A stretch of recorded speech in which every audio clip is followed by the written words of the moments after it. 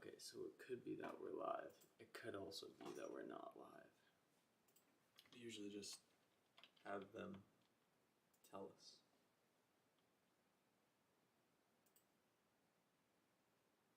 Are we live? Oh, that's sick. That. They're back. Alright, yeah, I think we're good. Yeah. Wow, awesome. That's such a sick thumbnail. It should just be what it is. Wow, it could be It's Arunachala. We'll see if anyone comes on. There's 0 people as of right now. We used to get so many people. But if no one comes on, we can also just do the interview and then cut it together, which I'm also fine with. I just want to see if this is seeable from other things. Boom, boom, boom, boom, boom. Okay, seems like we're good. Oh, right, it always has the 30-second delay anyway. Nice.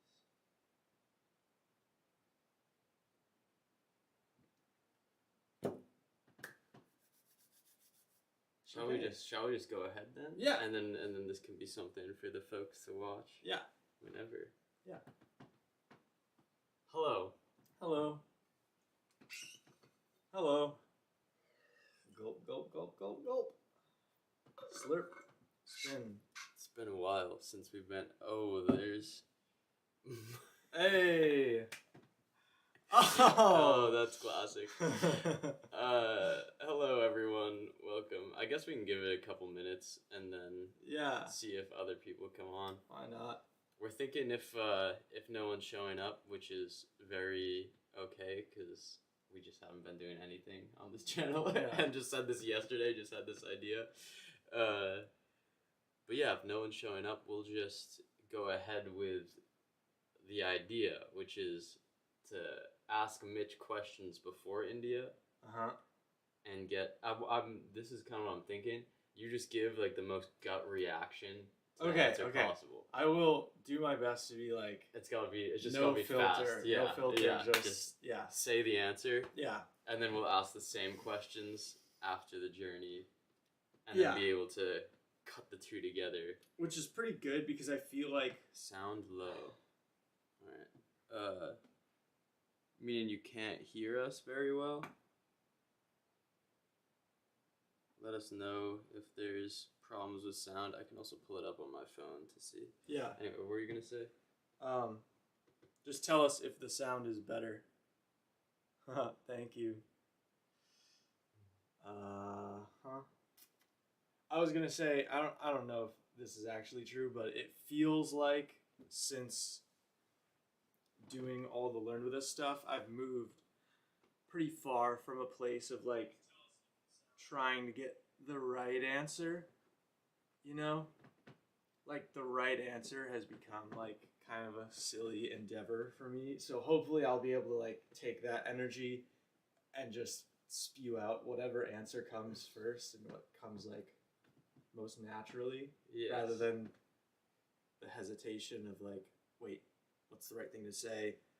I've got a bunch of spiritual people on the chat, like I gotta impress them, you know.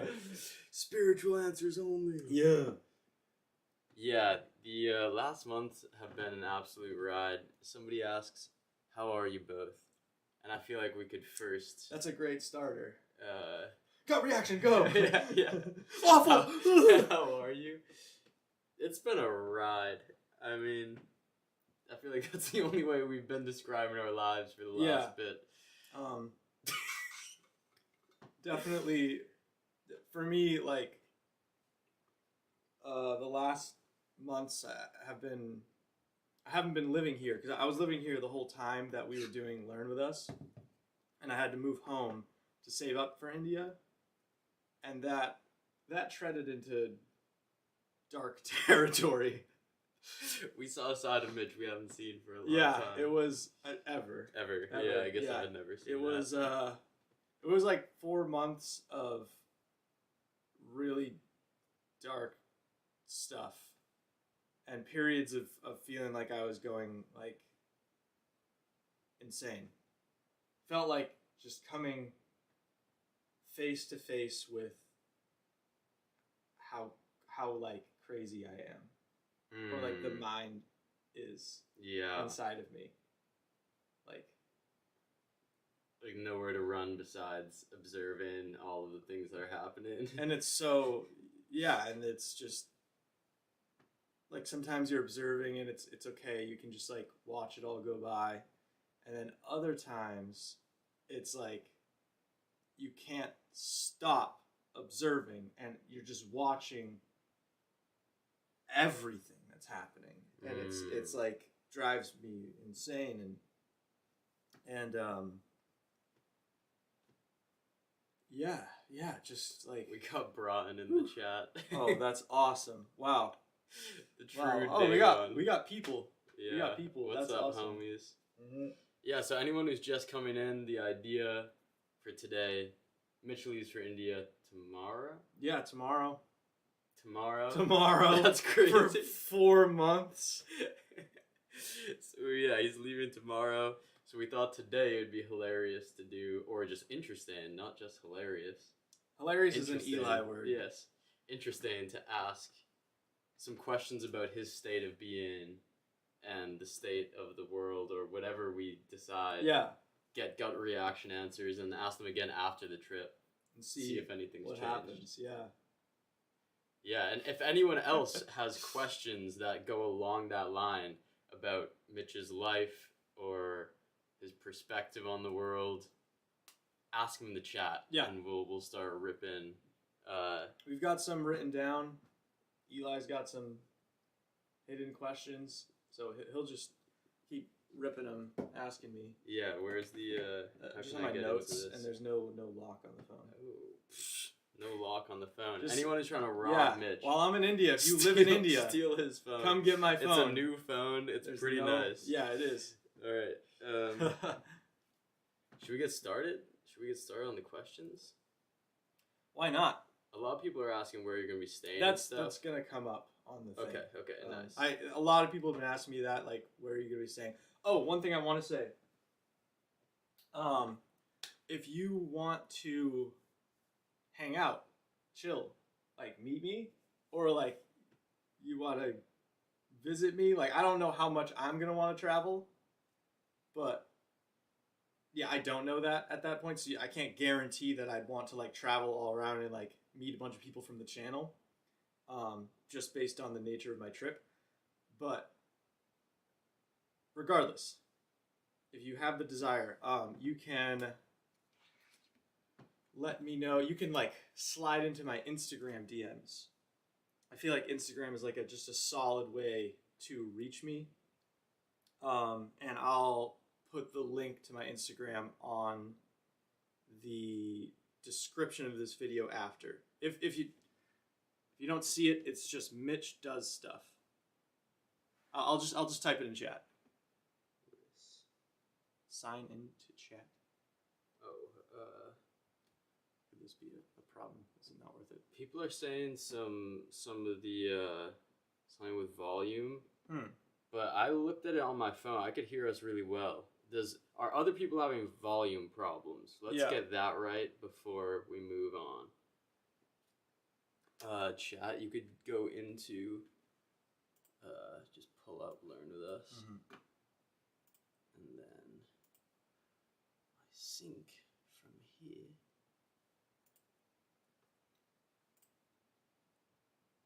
I'm guessing you could that. Alright, yeah, Mitch is now going to put his Instagram in the chat. I'm writing down a few of the questions I have. Per usual, this was a very last minute affair. Alright, people who say volume is low, try turning up your volume. I don't know. Because, like, on my phone, it was, like, very loud. if people are saying is it low, are you like turned down on volume? Somebody else says volume's okay. Yeah. Volume's okay. Volume's kind of low.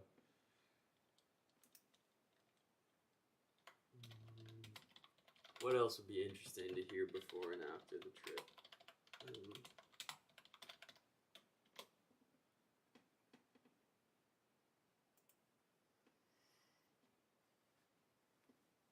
Okay.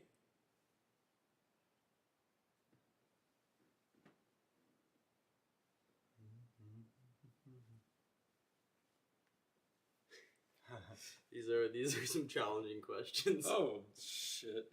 I think you can also pin your comment. Yes, that'd be a good idea. Will do.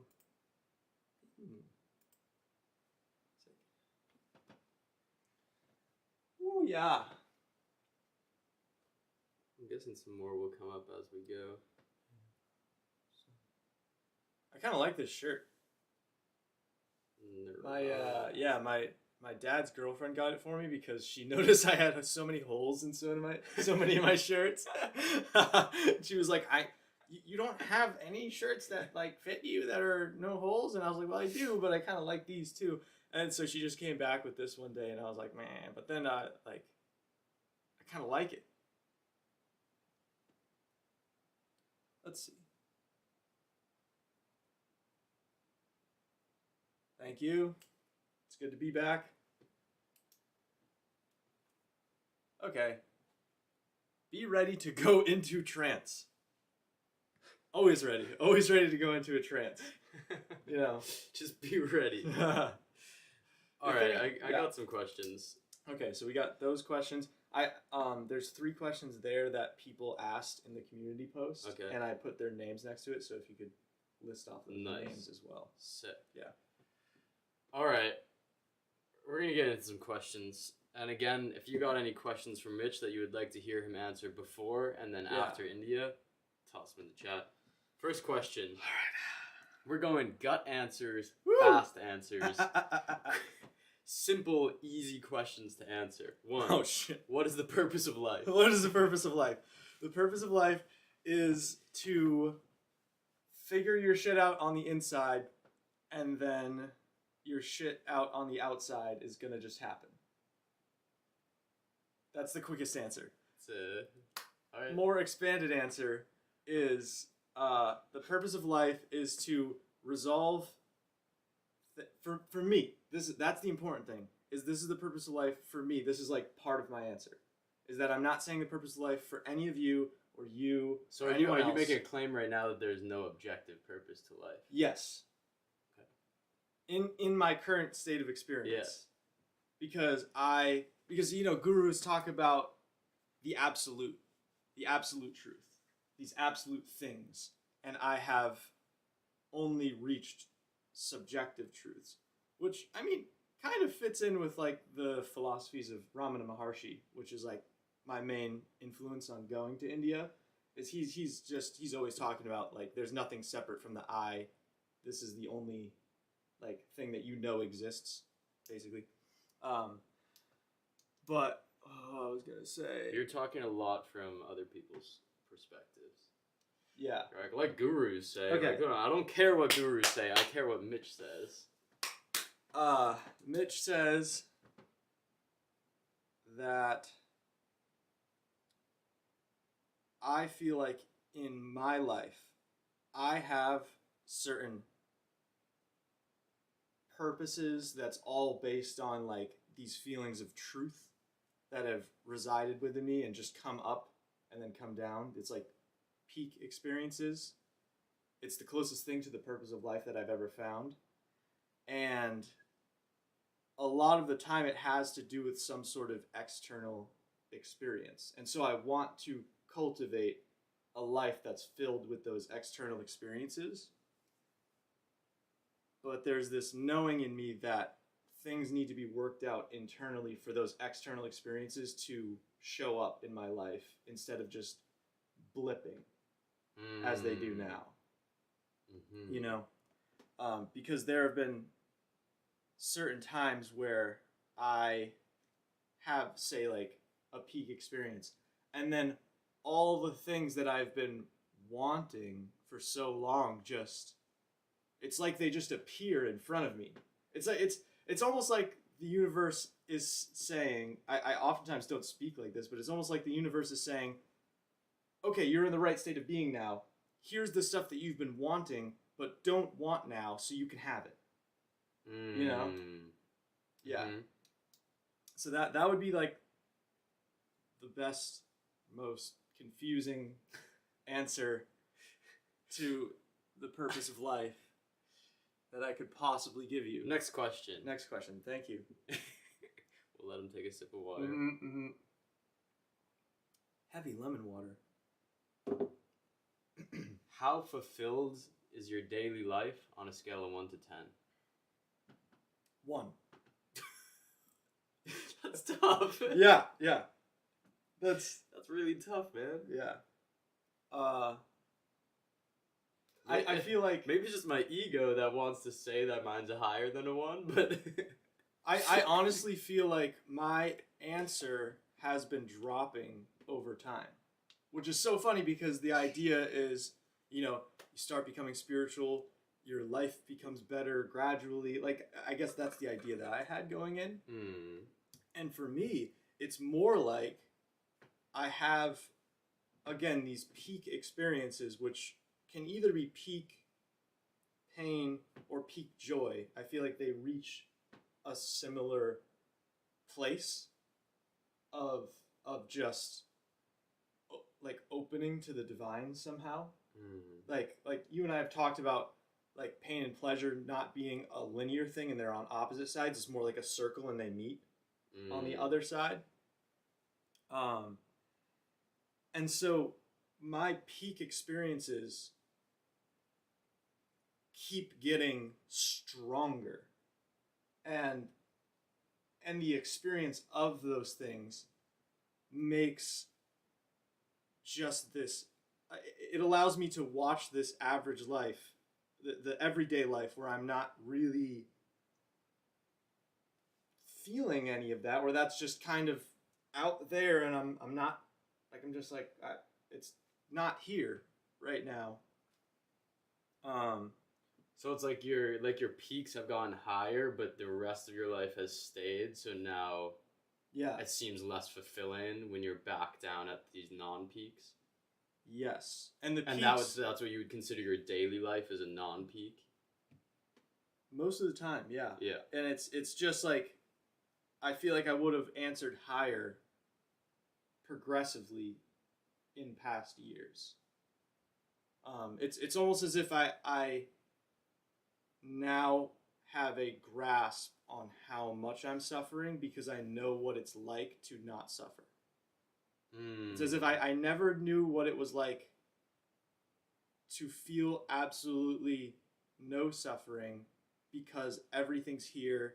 I don't had this pretty cool idea. I was actually pretty happy about it. I thought it was pretty cool. About redefining for myself what infinity is. Like, because so many people talk about like reaching infinity, like leaving your body, reaching infinity. This is like part of the spiritual process. But I've had these experiences where everything is so full within me that it feels like I know that I don't want anything outside of what's in my experience. So basically, like, in other words, a desirelessness. But not desirelessness like in the sense of how I always thought about it, which is like, I'm going to be so serious and like not follow any desire. It's more like, oh no, everything's here. I'm so filled to my brim with love that I don't want anything else. And to me, that's infinity. Because infinity is something that has nothing outside of it. And it feels like I have, in those states of desirelessness, there's nothing outside of my experience. Because my mind isn't going out and saying, oh, I want this, I'm not filled up right now. So it's those types of peak experiences that I talk about. And they can't be understated. They're just like absolute truth for me right now. And that's that. And then going from that to your daily life is like, wow, daily life isn't fulfilled. Yeah, I mean, it feels like I was listening to a podcast one time, and these people were talking about how they use like LSD as a tool to touch something within themselves. And the podcast host was like, "Oh, well, don't a lot of people say like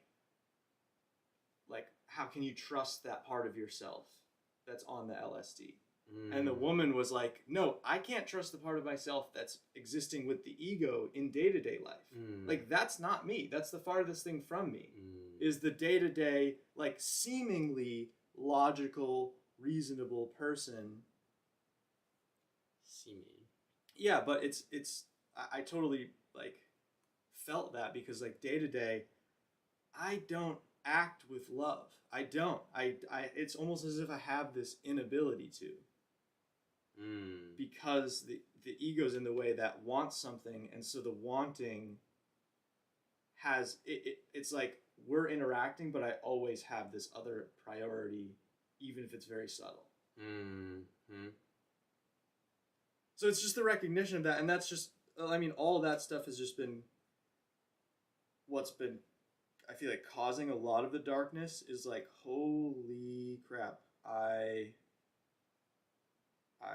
am just sitting in suffering, and I can't access this love, and there's no amount of willpower that I can bring about that'll make it happen. So it's just like, let me just dive into my spiritual practice and just like go head first. There's no other way that I can find. Well, that was slightly depressing, but also very interesting. Yes. And we got a few cool nuggets in there. That's a classic Mitch answer, I feel like. Yeah. Slightly depressing, pretty interesting with a few nuggets. That's exactly what it is. All right, we're going to a question from a fan in the comments on the community post yesterday. This is from Rav Bob. What's up? Is the difference between asking and knowing? The difference between asking and knowing is huge, because if you know, you don't have to ask. And if you ask, you don't know. But neither is wrong, because if you don't know and you don't ask, then you won't know. Yeah? Do you think if you ask and then are given an answer, you know? I wanted to add a little tail on the end of that. The asking doesn't have to be verbal. I feel like the asking for me is more of just like a very humble, open attitude where you like can just like surrender to something that knows. And I feel like the problem could be if you like are asking questions to a person, because you can't, like, it's hard to know if they know, but for me it's more like just this open attitude towards something that I know knows, which is any part of nature. I feel like whenever I go outside, if I have this like open attitude, I usually feel something. Yeah. And if you ask without words, you can't receive a conceptual answer unless you add something conceptual onto it. You know what I mean? Like if you ask a verbal answer, someone provides you with a verbal answer, then it's just running through your concepts. It's all a concept. But if you receive some sort of like teaching from, say, like nature, or from someone's like gaze on you, and you just like... And would you say that type of teaching is an experience rather than a concept? Yeah, but then you can... I feel like the problem for me is sometimes I'll add a concept on top of the experience, which is not necessary whatsoever. Yes. Yeah. That's the thing that I've been noticing so much recently, is just how much I just like split second judge things. Judge things meaning like conceptualize them. Yeah. Like just the automatic boxes that are popping up. Definitely. And any time that those boxes are just a little bit more open, life just gets so much more fun because then you don't like pretend like you know what's about to happen. Whereas if you see a person make a split-second judgment, even just like subconsciously about what they're like, what they do, who they are, even if it's accurate in some ways, and that's the thing, like a lot of the time parts of it is accurate, which is the annoying part, is like, but I mean also clearly helpful for our survival. Like you can split-second judge if a berry is going to kill you or not. Yeah. If you didn't have that concept of a berry, this body is going to be fried. But then if you're just walking around the whole time with that like lens on, you just, nothing's a mystery. Nothing's fun. Second part to this Rob Bob's question. Before you ask that, it just hit me that it feels like there's something about this stream that feels like I'm like answering in a certain way that reminds me of this Frank Yang video. I don't know if you guys know Frank Yang, but there's one video like post enlightenment where he looks back at a video that he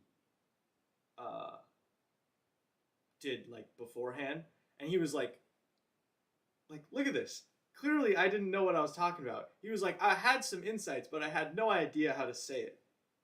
And it was like, that's exactly how I feel right now. Yeah. It's like, I feel like all over the place. I'm like, blah, blah, blah, blah, blah, and I got to get it all out. And it's like, and I'm like, wait a minute. Yeah. Like, I feel like I've received some pretty deep insights, but it's not, clearly not settled or something. I don't know. Something's not like totally there because of how I'm answering the questions. Yeah. Somebody said volume, please. And then someone said sound less. Sound less. Which sounds like those are opposite statements. Yeah, and it feels like we've kind of come to the conclusion that maybe you need to change the volume. Or volume is less. Your device? Does that mean volume is low? We can try turning up the mic a little bit. Okay. I just don't want to blow people's eardrums out or blow the mic out. See if now it's a little bit louder. Anyway, other people have said the volume's okay and stuff, so I feel like we can keep going. And I checked on my phone. I feel like we can keep going for now. Okay. But that was an interesting observation, even just how you're answering questions. Yeah. And yeah, I feel the same. I feel like everybody will like see that too. All right, the second part from Rob Bob. Okay. What is the difference between silence and space?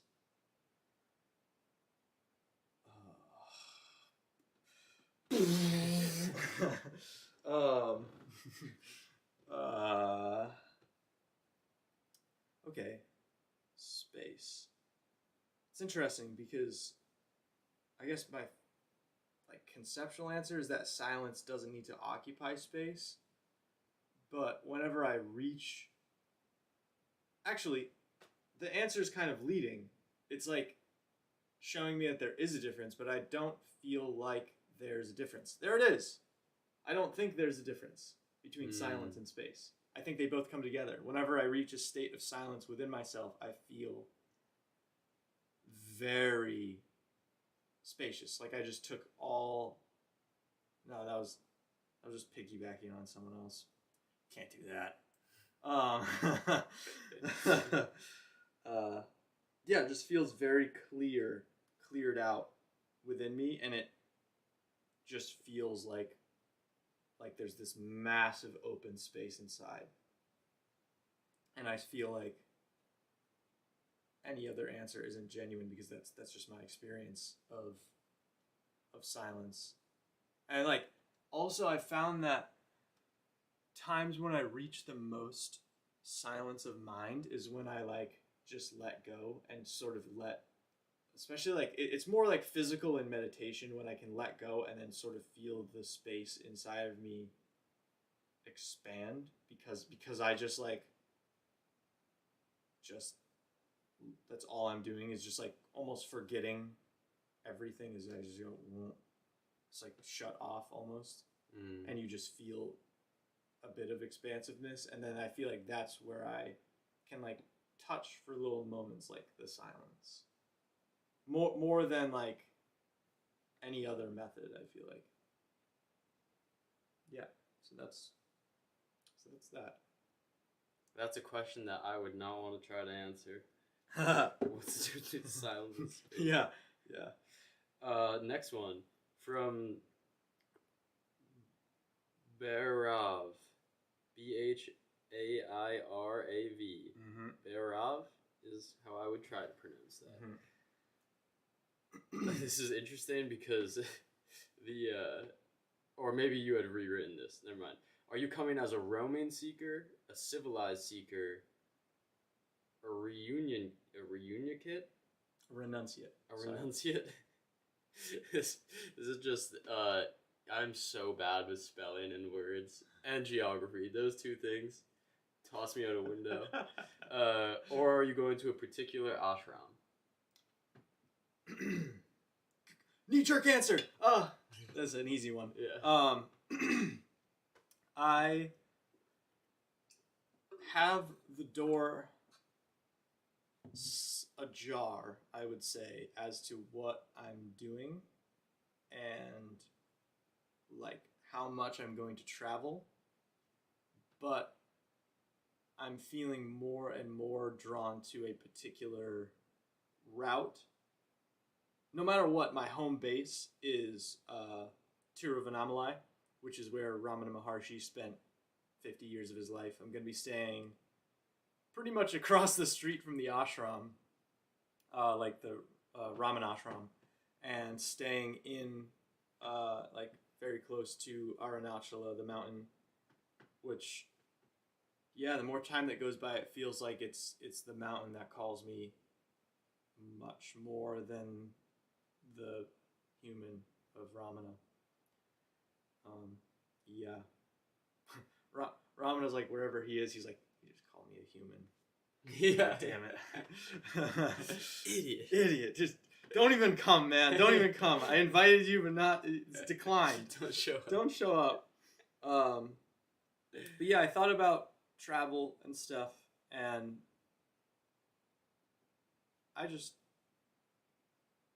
I'm not looking for anything. Like, it's like there's no amount of like I haven't found the right teaching, or I haven't found the right thing yet, and so I'm seeking for it. I need to find a guru. It's like none of that is like this feeling inside of me. So it's more like I just need to fucking rage in this one place. Might feel different when I'm there, but I don't really know. We'll see. That was a beautiful answer. Back to one of my questions. Yeah. In one sentence Jesus. or less, what are you?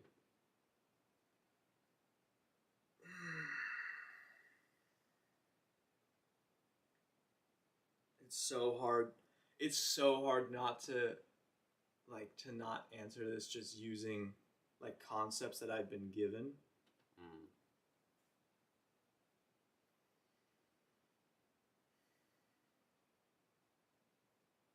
I am a being that is absolutely, in its essence, living in truth and in love, and feels no distinction, and at the same time has blockages to that which reside on top of it.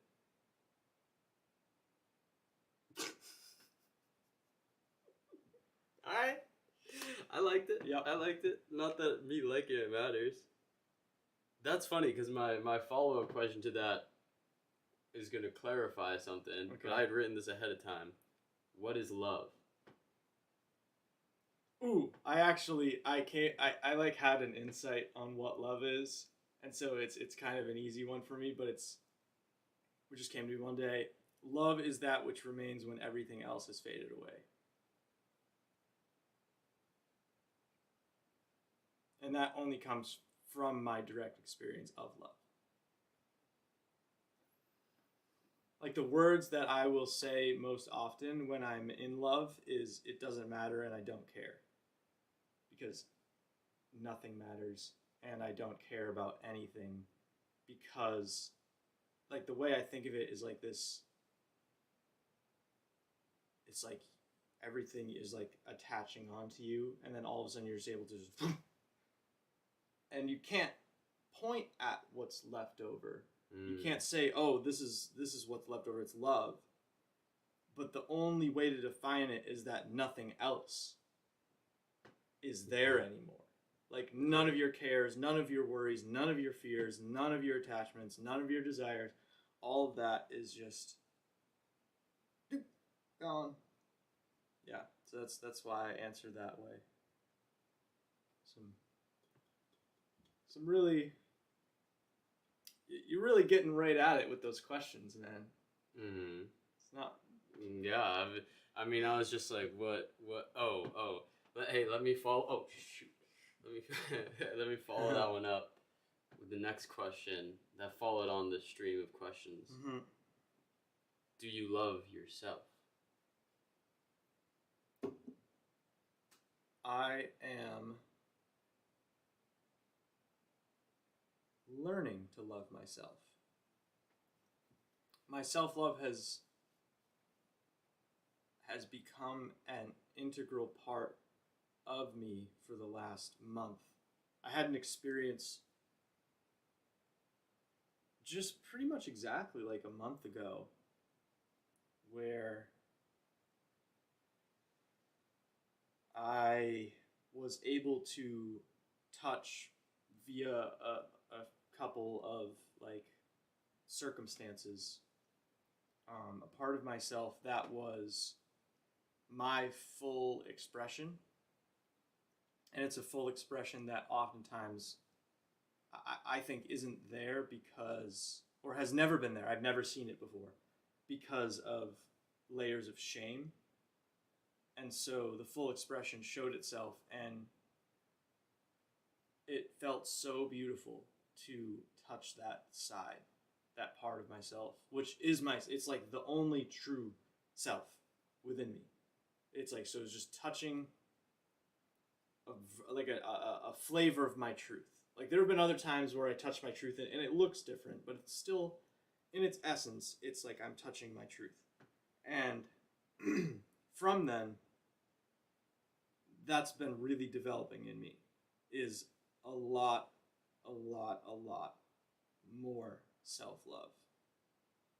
Because there was a good period for those 4 months of what just feels like darkness to me. Or not darkness, it was like more active than darkness. It was just like more like agony. That it was kind of contempt and like disgust. Like just sort of disgusted with myself. And then it's like that, it's funny because that one night just totally flipped it on its head. From that, and it broke me out of that phase. It's funny, it feels like I just go through these phases that just have these clear breaks to them. And so that broke that phase, and it feels like there's been much more self-love and self-understanding, mostly based on the realization that I need to bring all the parts of myself that I would shoo away or be shameful about really close. It's the idea that there is a very upset child inside of me that feels so alone and is so scared to be alone. And like you have to caress the child. Other thought is, or kill it. I mean, we'll see. I'm going to India to figure that out. It's one of the two, maybe both. Maybe both. I feel like it's yeah. See, that's the thing. I haven't thought of that, but that feels right. Yeah. You bring the baby close and you kill the baby inside of you. Oh. You're welcome, everyone. Someone's gonna cut just that part as a news clip in the future at some point. Like, Mitch wants to kill babies. Yeah, this is what they used to say in the past. Yeah, it's just gonna be some propaganda. Like progress. We've made lots of it. This is what they used to talk about. Clip me.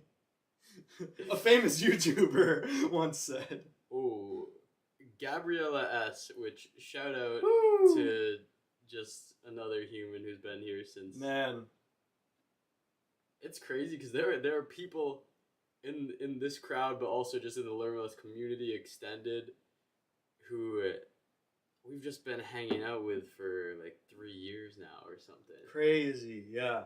On the interwebs. That's nuts.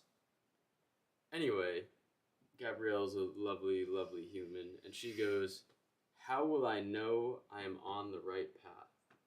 Or did you reframe these to "How will I know?" Meaning, how will you know? I think I did. Okay, so how will you know when you're on the right path? That's been a pretty significant one for me. I have unfollowed and unsubscribed to every spiritual teaching, and I think that you're going through a pretty similar thing, because it feels like very helpful that I was brought a conceptual understanding of the path and many different flavors of the conceptual understanding of the path. But at this point, it just fills up my head. Like I've accessed my truth, and that's the only thing that's going to do it for me. No one else's truth. Like if I lived anyone else's life, it's not going to do it for me. It's only my truth that's going to, and your truth that's at the end of the day going to, how I like to say, like, fill you up. Nothing else is going to fill me up. Like someone else could be just, I feel like I don't really need to describe this, but like someone else could love motorcycles and making motorcycles, and that fills them up. For me, that's like, gosh, no. And I could pretend, but on the inside, there's no faking it. But it literally does fill that person up. It literally does fill that person up genuinely, and there's nothing more to be said about it. It just fills them up. And for me, knowing I'm on the right path is sort of having these, it doesn't really feel like having blinders on, but that could be a way of thinking about it. It's like, eyes are on your own plate. That's your line. Like, eyes on my own plate means I'm not focused on anyone else's path. I'm not focused on anyone else's teaching besides the teaching that wells up from within me. Because I feel like I've already received all the teachings that I need. Basically, which is like develop my moment-to-moment spiritual practice. And I feel like I know I don't need anything more than that in terms of teachings. And so the only key for knowing if I'm on the right path is just always remembering my truth and knowing if that feels right, the direction I'm headed, if that feels right. Wim Hof, a teacher that's just so close to my heart, he just says, whatever I feel, I follow. And ever since I heard that, it was like, that's it. That's it. It's not even a teaching in a way. It's like, it's just a bring it back to yourself kind of thing. Whatever I feel, I follow. And so, if it feels right, even if it's something that's difficult, like, it's not like feels easy. Like, you don't confuse those, because India feels right, not easy. Like doesn't feel like I'm not going for fun, you know? Which is a perfect segue because someone asked, and I want to know. Ajit asks in the chat, what made you make this decision to come to India? Flipping back to the first question, for so long I've wanted my external life to look a certain way because I've been so massively disenchanted with the way that our society goes about pretty much everything. Like, I don't even feel like I need to describe it. It's like, at the end of the day, it's just how one person said it. It was just like so fitting. It's like we're in a crisis of intimacy in our society. And that has been such a struggle for me, like a sadness, like, and feeling like so angry at what the world has done, and then wanting to find intimacy in my life externally by finding people that I can be intimate with and finding places like outdoors and like living outdoors and living in a more communal way. Like I always talk about communal living. It's like there's so many things that go into that, into this idea of what I would want my life to look like. And at a certain point in spirituality, it was kind of the realization that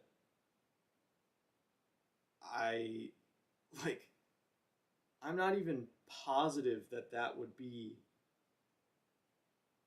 what I'm looking for unless this was sorted out. Like it would be closer and it would bring about these truth like states within me more often, I'm pretty sure. But with like, yeah, it feels like I went through a phase where the external, like building my world, like basically it all comes down to like communal living. Like that was my life goal and I was putting everything towards that. And then all of a sudden it was like, it flipped like a switch. Like, wait a minute, spirituality, have to go inward. I'm going to figure out everything within. And now it's like those two roads are beginning to converge. But so it's like I'm not choosing one or the other. I feel like I just needed to do that as a precursor to this answer. But there was just one day where I had been feeling kind of stuck for a while spiritually and just felt like I needed help for a long time and didn't really know what it was. And I was just working one day, and within 1 hour I went from just working, not really knowing anything about where I'm going, to, oh, I need to make spirituality my full-time commitment for a certain amount of time. And then that sort of molded into this over time. But it was like I was willing to make that commitment on the spot because it felt so right. I felt like I needed it, or it was just necessary. It was absolutely necessary. And so, yeah, I made the decision, and then just everything has flown from that almost split second decision that, yes, I will do this because I'm existing at a 1 out of 10 because I know what a 10 feels like. And so what the heck am I doing, like, just contentedly existing at a 1? Like, why not try something else? Like, if I could do something that even offers the possibility of raising that 1 in my moment-to-moment experience, why not?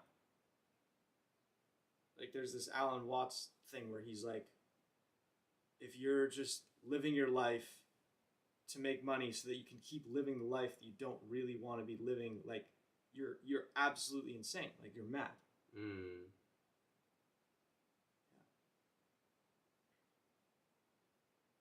But at the end of the day, it was just intuition. Like, it had nothing to do with logic. It's just an intuition, and that allowed me to like follow it immediately, even though it's scary.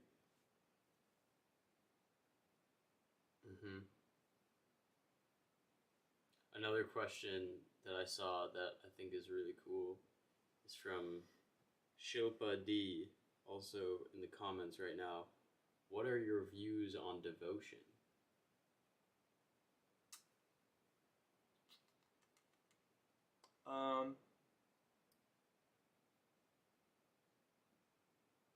I have been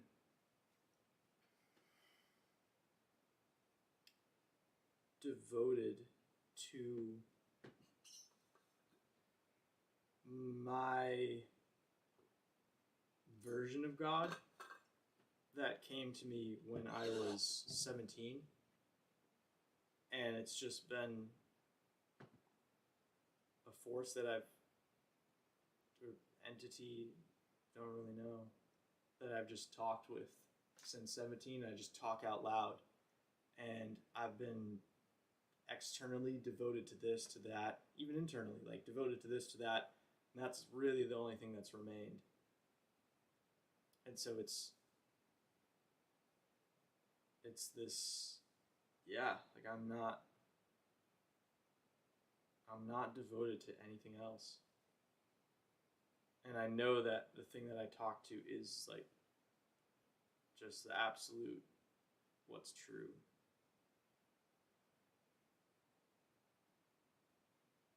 And it's like, it's powerful because my love for this force is not going anywhere. And that force's love for me is not going anywhere. It never has. Never blamed that force for anything that's happened to me. Never been like resentful. It's like I only speak with love somehow. And there's no other force that I could, no other being, no other anything that I could be that consistently loving with. And so that's what I'm devoted to. Can't really describe it because it's so personal to me and it's so in my experience. But wait a minute. Oh, Lily. Lily. Come here, baby. Come here. Oh, we have a kitty. Hi, Lily. Oh. So say hello. Oh, she's so cute. She doesn't really like to be held, and she wants this door open. Here you go. She like crawls into a closet over here. And yesterday I was putting something in the closet. I had no idea she was in there, but I was like leaning way over something to put some piece of paper where it needed to go. And then just out of the blackness, she's a black cat, as you just saw, just comes this thing like straight towards my face. Like, what? It's crazy. Good answers. I'm judging all your answers. Thank you all for your questions. Yes. And for coming through after months of no channel, anything. It's pretty cool. Whoa. I don't know, this question doesn't say who it's from. However, the question is, what is your goal in life?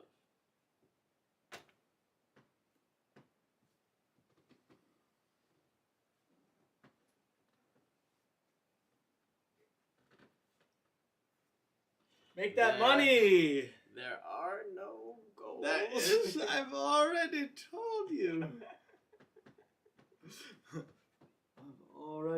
I can't do it. I want to do an Osho impression so bad because that's one of my favorite things to do is do impressions. But Osho's so hard, very hard. I will develop this skill.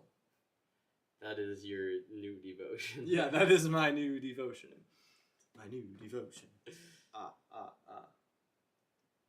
My goal in life is unequivocally to find that truth that I've touched and not have anything get in the way of that. Because there's so much that can get in the way of it. Mm-hmm. There's so much. Like, there's just so few people who are like, just going to tell you to do that. Like, everyone's going to be like, well, you need a stable job. Like, you need this, you need that, you need this, you need that. And it's like, at the end of the day, if I'm not chasing or touching that truth within me, I am just doing everything to continue living a lie, basically. Like, I'm just faking it to myself, I'm faking it to everyone else, and so what the heck is the point if I'm not,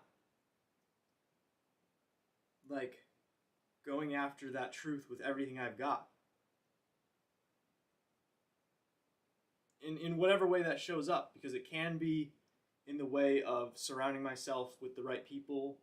It could be in the way of spending more time outside. It could be in the way of dropping everything and moving to some place that suits that truth within me better. That might happen. And it also is in the way of traveling to India to just go as far in as I possibly can and just... Yeah, it doesn't even feel like I'm traveling. Like, it's not like... The traveling is not the thing. Like, if the ashram was down the road, I wouldn't have any desire to go somewhere else to figure it out. It's like I just go to the ashram down the road. So this really has nothing to do with travel. And so that's the goal. I guess at the end of the day, it's just... The goal is like to always have my priorities completely in line. Completely in line, because whenever my priorities are not in line and someone's telling me what the goal is, or I've internalized what the goal is based on societal norms, it's not ever going to feel right. And so the goal is to chase that truth, or to find that truth. Die trying. Or die trying. And like you could say that the goal is that truth, but it's like the goal is chasing it, because the truth is not, it is somehow goalless.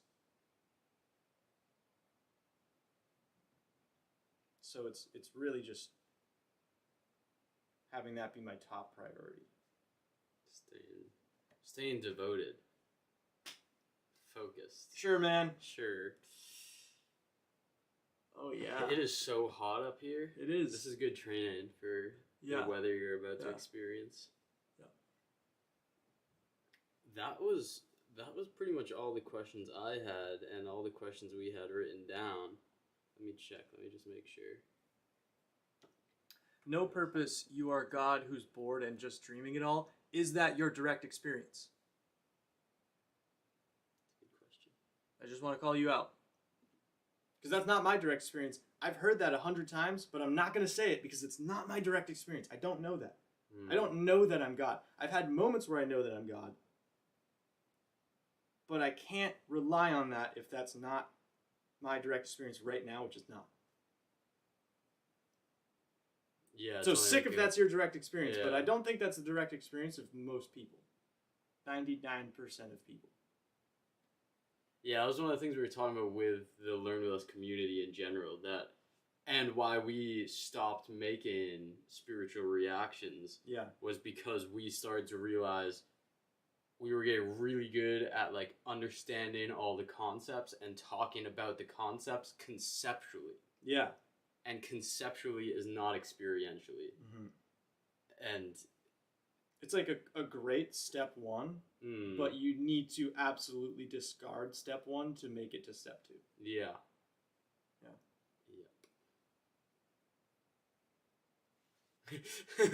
Ajit, who was the person who commented the God thing, responds, "Nope, just trying to be cool." Yo, I appreciate that. Ajit, that is an awesome response. Oh, man. Oh, yeah. Yeah, that's interesting, Ayush. He says, I believe people try too hard to find the truth, while truth is simply what remains once your searching stops. And that's something I've kind of had to grapple with. I feel like it's funny, we've been talking about like finding our own truth, but I am brought to a certain teaching. Like Frank Yang says that you need to, and I've heard this many times, that you need to like exhaust the seeker. Because it's like I have heard that so many times that it's like what I'm seeking for is just me, and I need to stop looking and stuff. But that's just not it for me right now. Like I need to. There is this part of me, like I need to fully give my all to my spiritual practice. Like just all out until I just can't do it anymore. Because I have had so many times where I just try my butt off as hard as I can, and then when that breaks down, there's this like blossoming that happens after. And I've had a lot of friends that have similar experiences where they want something so bad, they try so hard, and then right because they tried so hard, they feel like they failed, they give up, and then there it is. It's really incredible. It's kind of a beautiful process, but I feel like that process has happened to me so many times on a micro level, and ideally what would happen is that just happens on a more macro level while I'm in India. And so that's, I mean, it's kind of scary. It's hard. It's not, yeah. But yeah, I feel that.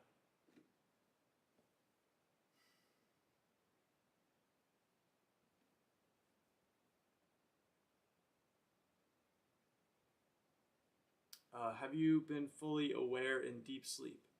I have not. Would be cool. That'd be a trip. That would be a trip.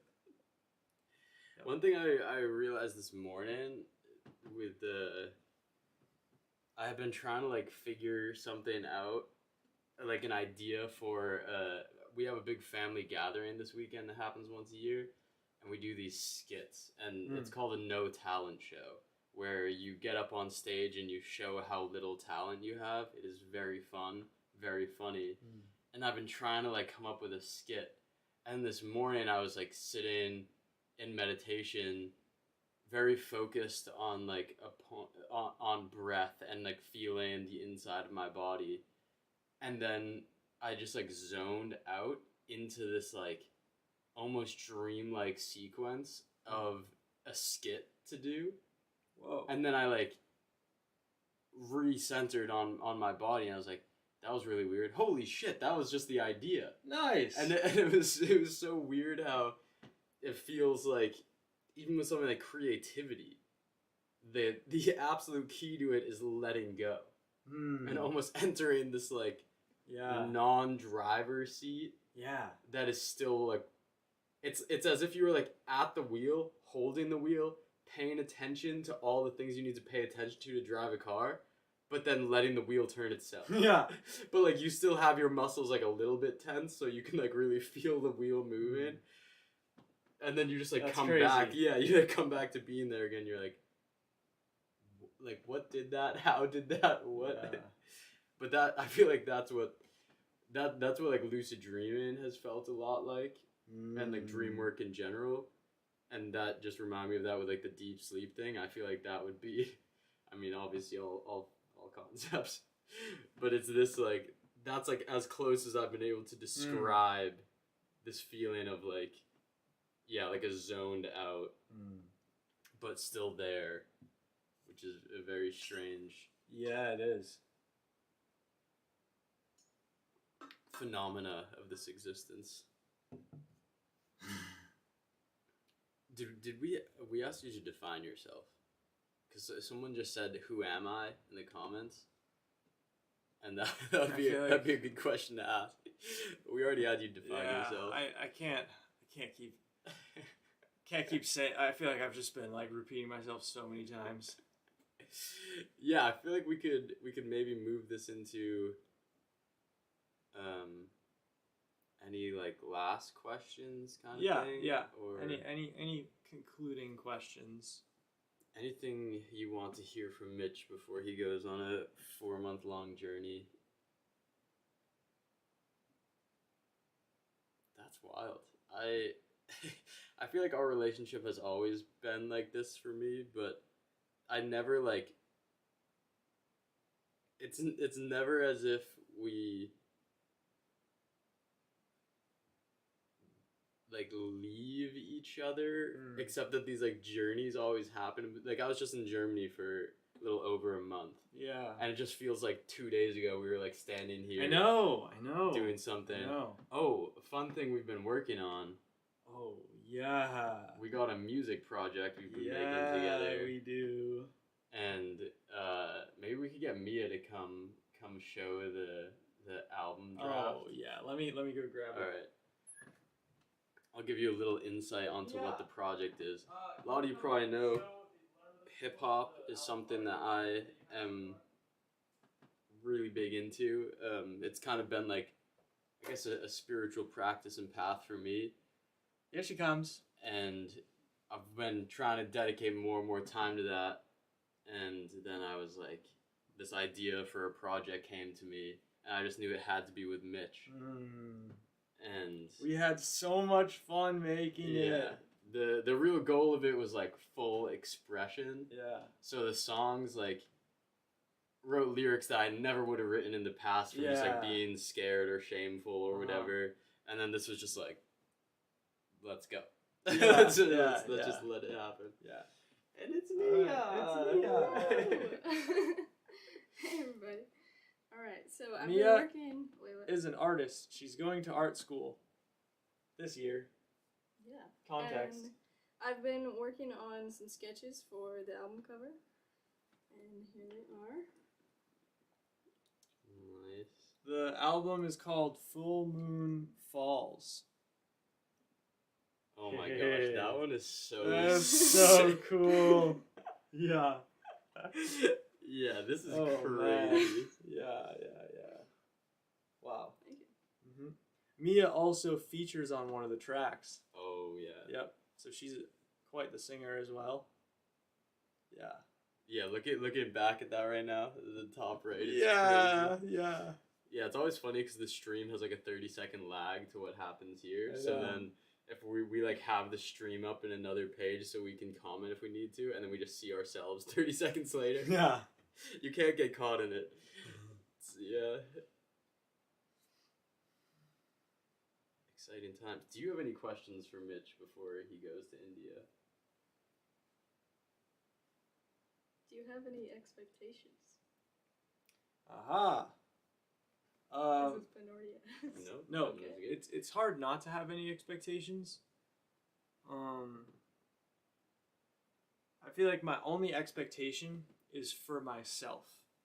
Like I know that I can't expect like the place that I'm going or the powerful energy of the place that I'm going, or like, I've heard that it has powerful energy, and like I can't expect anything from the mountain, from the guru, from any of that. The only thing I can expect is of myself, is the amount of dedication that I put forth, because it feels like I can let myself like just ease up on myself, and this sometimes that's right. Sometimes it's right to be like, it's okay. You don't have to be trying so hard. Like, I know you're trying so hard to find this happiness within you, but you don't have to right now. But it doesn't feel like India's a time for that. India's kind of a time for like... to bring the baby close and kill it. Kill it. Yeah, exactly. Yeah. And there was another question that I kind of liked. Oh, do you feel attached to anyone or anything, or is it just love?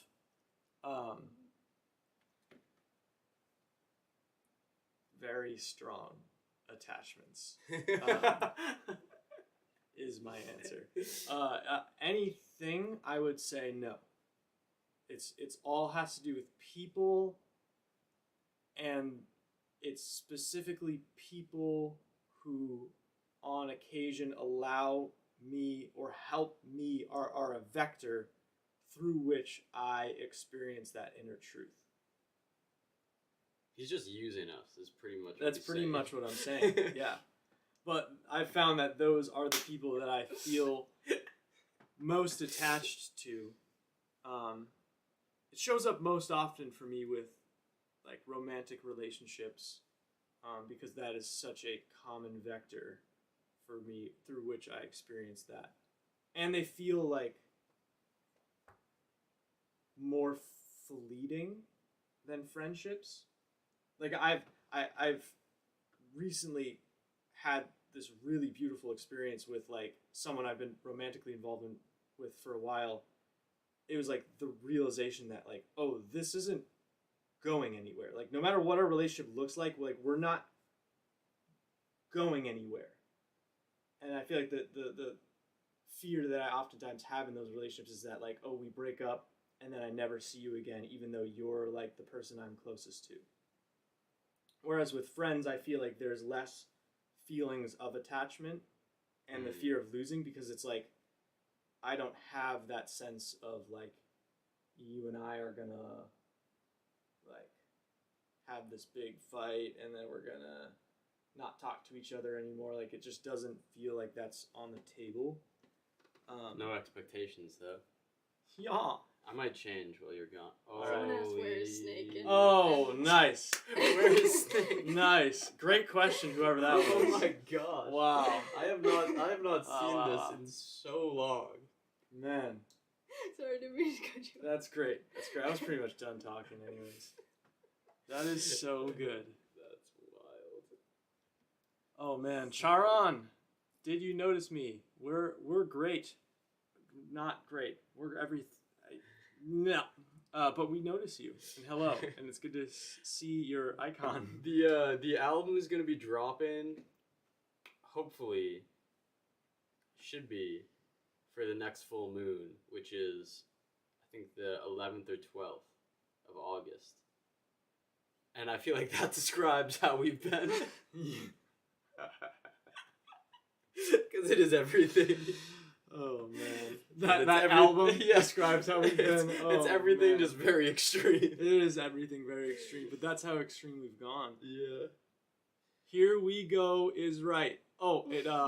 I've been. Oh my gosh, I'm just gonna be like straight up with you guys because I usually don't ever talk about like my own like spiritual experiences, but I just learned that I have an uncle who's like access jhanas and samadhi states, and you just like look at him and he's just like, and it's like that's my uncle. He lives like across the country, but I just met him and we were driving home and I was like, why am I saying this? We were driving home and I was like, oh, my uncle meditates, and my dad was like, how do you know? Next day find out that he's in. It's crazy. It's like it's just so incredible to like keep meeting people who are like have this inclination towards spirituality. Like his wife also so much love, so dedicated to spirituality all of a sudden, and like so cool. And I was just emailing him. He and I have been emailing back and forth. He's just a great guy. This is just an appreciation. Oh, so someone asked, who would you be grateful for before you leave? Oh, this has just got to be it. Like I'm not thinking of anyone else. Like it just came out. It could have been a different answer if you just asked me that straight up. But like, this man emailed me one day and he said, I feel called through my meditation this morning because it just came to me that I'm going to do a 5-day fast for you, in like dedication to you, that ends when you reach your destination in India. My uncle, who I actually like have only met a few times, Whoa. This guy is Shout awesome. out to this guy. And I was just, his name's Paul. Paul? He's What? so. What? I just said Uncle Paul. Like, I just said Paul. I don't know if you told me Paul before. But I just discovered I What? have a half Uncle Paul. That's also funny. Whoa, that's Oh. crazy. Yes, Uncle Paul. And Uncle Paul, I was emailing him the other day. We've been emailing back and forth. And I was like, it feels like, in context of going to India, it feels like there's like this massive storm cloud approaching and I'm just like strapped into a chair, or like I'm just staring right down the barrel of a gun. And I can't really say any more than that, but that's what it feels like. Yeah.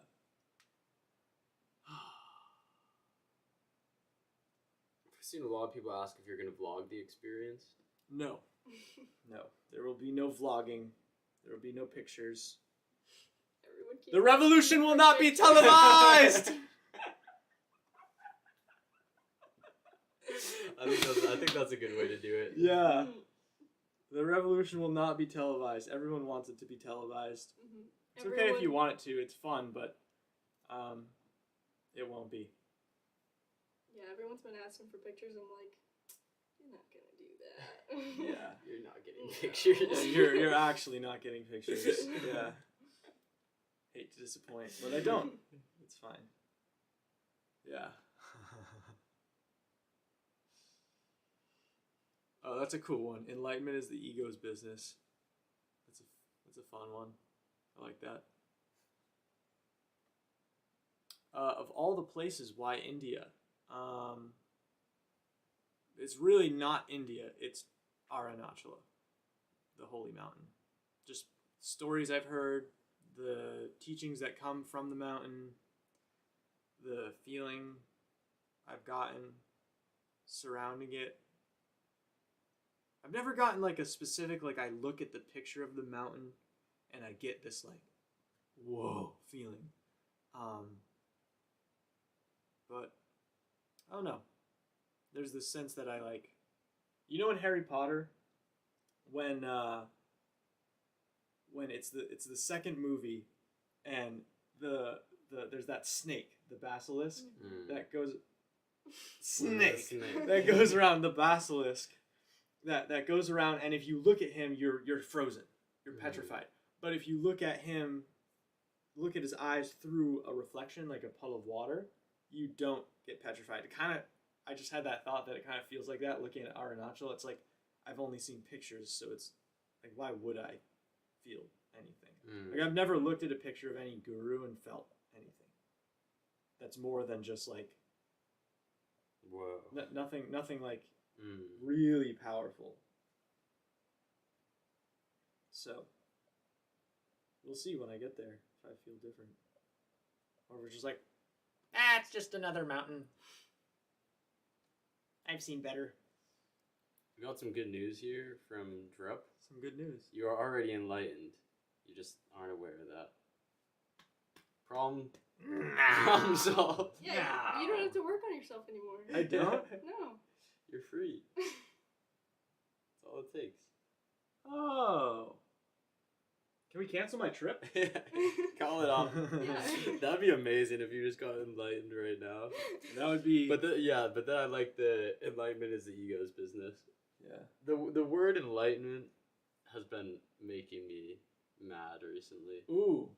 Enlightenment. I just can't. Enlightenment. You want me to say it again? Say it again. Yesterday we were at this little like rock that you could jump off into the water. Oh my god. And this one kid was like afraid to do a flip. Yeah. And then the way that he got himself pumped up, he yells to his friend, he's like, "Make fun of my mom!" And then the kid's like, "Your mom is fat!" He's like, "Say it again! Your mom is fat! Say it again! Your mom is fat!" And then he just like does a flip. It was so funny. God. That was so good.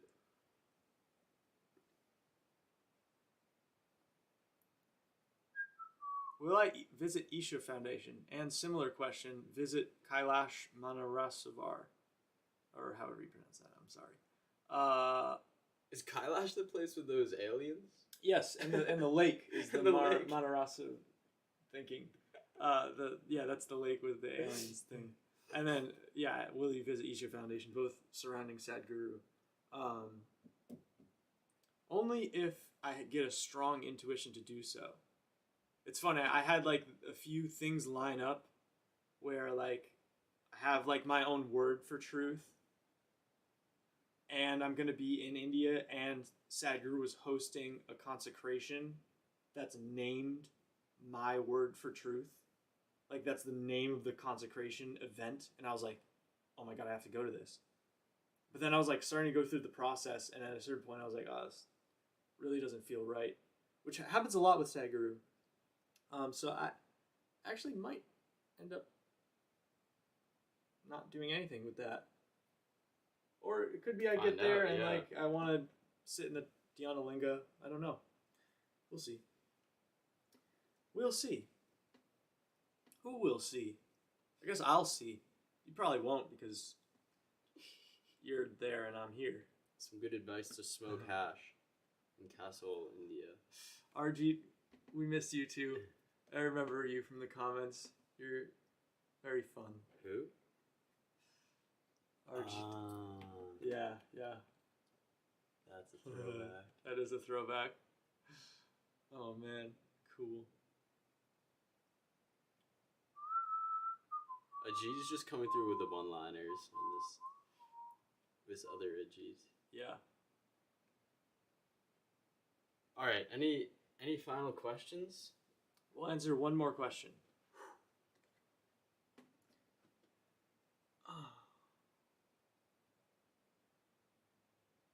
What's it gonna be?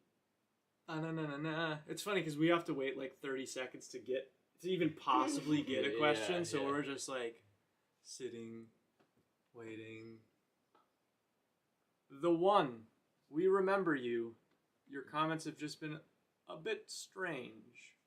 You changed your name. You did change your name. Too. I forget what it was before, but we only recognize the profile pic. But it's an iconic profile pic. It is an iconic profile pic, yeah.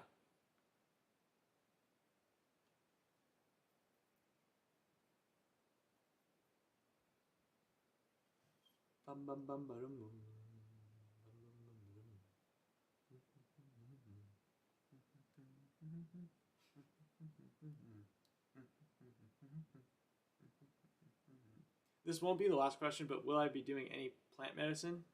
I do.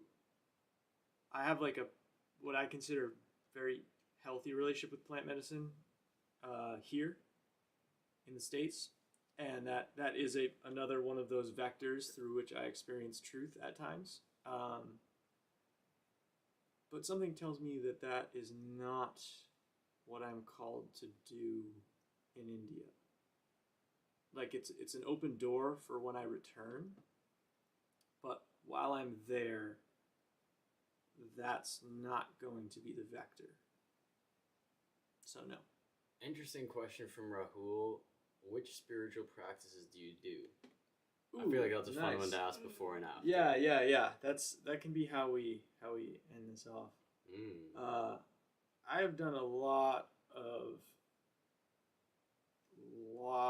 of different spiritual practices. I guess at the end of the day, like I pick up some things here and there, but it's more for like just staying in flow or the physical benefits. Like I practice this thing called movement, or I do Wim Hof breathing sometimes. Like I've been doing it for the past few days.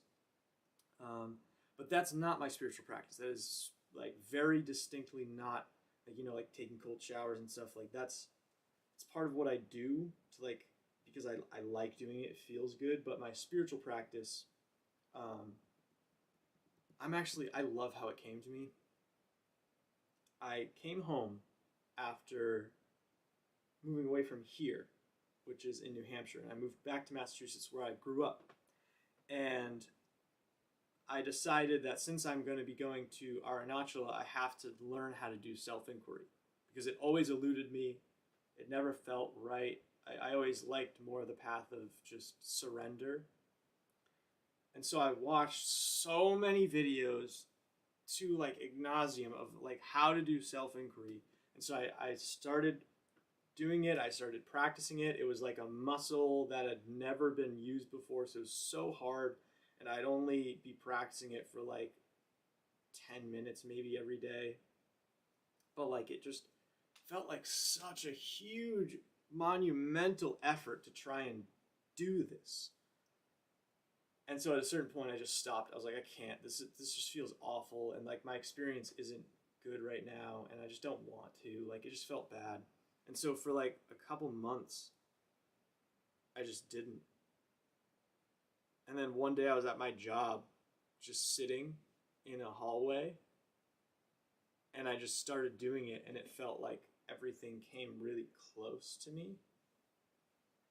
Like it felt like my experience while I was doing self-inquiry was like, I was like everything became a little bit less scary in a way because it was coming very close.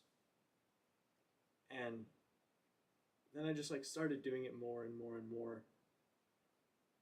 And now that's it. That's all I do. Not saying I always do it, but it's like it is the practice I have landed on, which is really cool. Because it feels like I've landed on it. I tried to do it because it felt like I needed to. It felt like so many people and gurus had said that it's the right, like the most direct path. And then I dropped it, and then it's like it found me again, which is really cool. So now it's like I give myself the option of I'm almost always practicing self-inquiry just in day-to-day life, but then sometimes when I'm like going deeper in meditation, I flip to like the other side of that coin, which is just letting go. Like the self-inquiry like brings you into yourself, and then the letting go like does this, but it just like that's sort of Ramana's like Ramana says you can either completely surrender or you can practice self-inquiry. And so I give myself either option because sometimes in meditation the surrender path and the letting go feels like what needs to happen, but 95% of the time it's just self-inquiry, which is basically just for me, I understand it as whenever I am aware that I exist, because I go through long periods during the day where I'm just unaware that I exist. And it's basically like becoming aware of the I am. It's like, I'm sure like you guys just can relate because of who you are. And then whenever I'm aware of the I am, which is just like I remember that I'm here. I just take my attention off of whatever it was on, and just place it on myself very gently. Just hold it there as long as I can. So that's my practice, and that's my hope is that can become a 100% of the time, like moment I wake up to moment I fall asleep thing. Like I've had some days where I'm practicing it good, like maybe 40% of the day, which is cool. Other days it's just like 10%. And what do you find it does for you? A lot of it's just like just that it feels right to be doing it. And I've personally experienced that when I put my attention on an energy center, that energy center, like the blockages to it begin to dissolve, and then you start to feel the energy more and more because of the dissolution. And so kind of logically, like if you were to just not put that on an energy center and just put it on yourself, like that's what you're really trying to dissolve at the end of the day. Like you could go through every energy center in the body and dissolve all that, and then you have no blockages, but it kind of, again, like just like Ramana says, like it just feels like a more direct route for me. And so I haven't had any crazy spiritual experiences because of doing this. Just a good amount of peace. I find that when I'm practicing self-inquiry, like in the moment that I'm practicing it, my thought processing goes down a pretty significant amount. He gets stupid. Hey. No, you're always stupid, man. Thanks, man.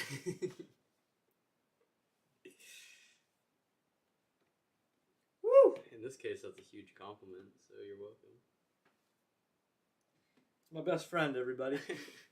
Eli Marciano. Oh, wow. It's been a ride. Yep. And again, we pinned that comment. Hit me up on Mitch at Mitch Does Stuff on Instagram if you want to visit me in Tiruvannamalai. If you live close by.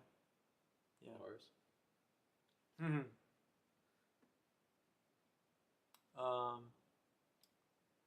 Arjit, of course I remember you.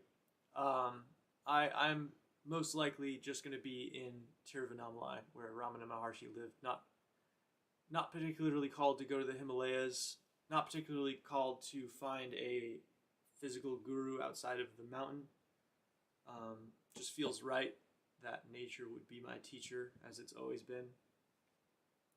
But, like I said before, maybe I get to India and I just rush over to the Himalayas because I need to. Don't know. Yeah.